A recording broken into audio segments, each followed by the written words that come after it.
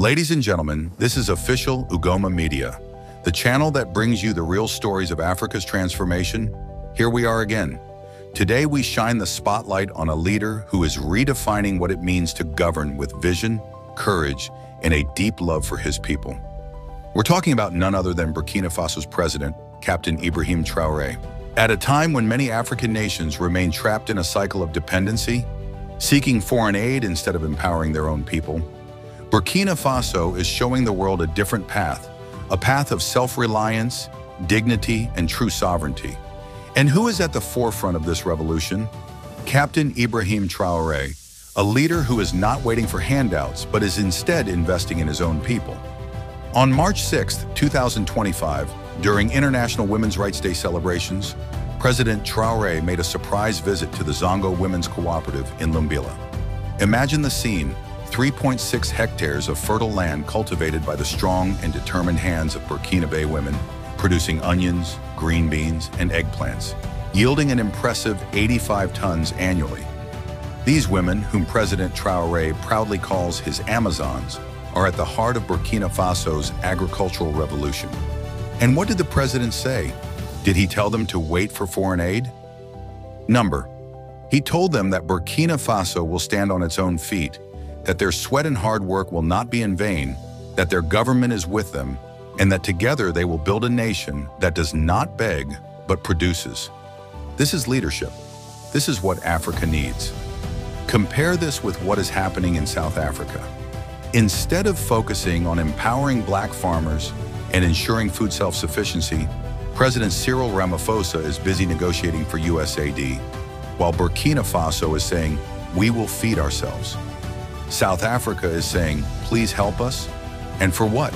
For aid that comes with strings attached, for conditions that will never truly benefit the people.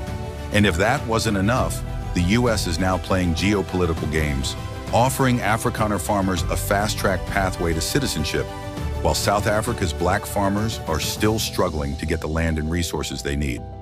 Meanwhile, Elon Musk and Western billionaires are more concerned about land reform than the economic emancipation of black South Africans. This is unacceptable. Africa must learn from Burkina Faso. President Traoré is proving that true sovereignty does not come from begging, but from investing in the people. He is prioritizing local farmers over foreign aid. He is making sure that women in agriculture have access to land, equipment, and markets. He is breaking the chains of dependency on Western powers and pushing for local food production and processing, so that the wealth stays in Burkina Faso and benefits Burkina-based citizens. Brothers and sisters, this is the model of leadership Africa needs. A leader who walks the fields with his farmers, who understands that the power of a nation lies in its ability to feed itself, who does not bow to the dictates of foreign interests, but rises with his people. President Traoré is showing us that Africa's destiny is in Africa's hands. The Zongo Women's Cooperative is just one example of this vision in action. Across Burkina Faso, similar initiatives are springing up. Farmers are receiving support, agricultural production is increasing, and the country is steadily moving towards self-sufficiency. Imagine a future where every African country follows this example, where our people are empowered to feed themselves, where we no longer depend on imports or foreign aid, where our farmers are celebrated as the backbone of our economies. It is time to rethink Africa's development model. For too long, our leaders have been content with aid and loans that only serve to keep us dependent. But President Traoré is demonstrating that there is another way. He is showing that investment in local industries, especially agriculture, is the key to economic liberation. South Africa in particular must pay attention. The current administration is focusing on securing aid. But what about empowering its own black farmers? What about ensuring that land reform truly benefits those who were historically disadvantaged? What about breaking free from the cycle of dependency? The lessons from Burkina Faso are clear. True independence requires bold leadership, a commitment to self-sufficiency, and a refusal to bow to foreign interests.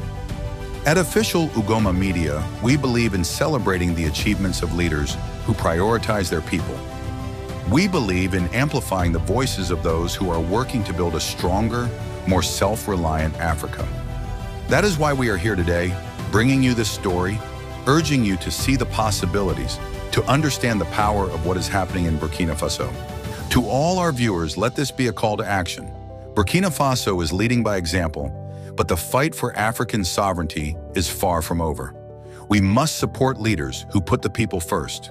We must reject those who keep us in perpetual dependency.